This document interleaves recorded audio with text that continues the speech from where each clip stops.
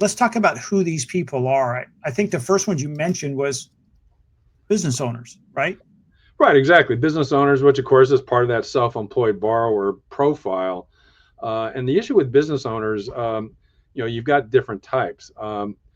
A business owner, oftentimes, if it's a small business, particularly a sole proprietorship, then most likely they're not even incorporated. They likely file a Schedule C with their tax return. That document, that form in your tax return, profit or loss from business or profession.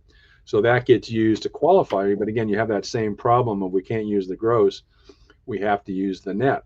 And in most cases, a business owner who is a sole proprietor filing a Schedule C, almost always there's no salary they're paying themselves. So it's all based on, what is that bottom line net profit?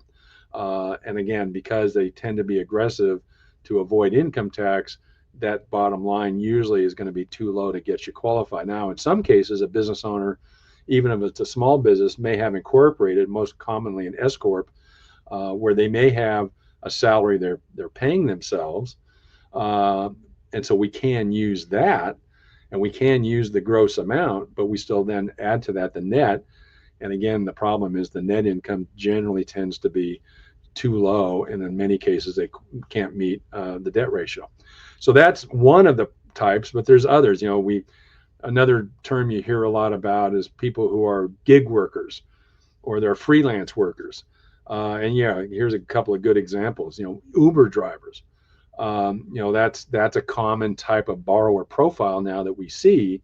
Those people tend to be paid not on a W-2 salary basis, right? Obviously, and so can be challenging to get them qualified.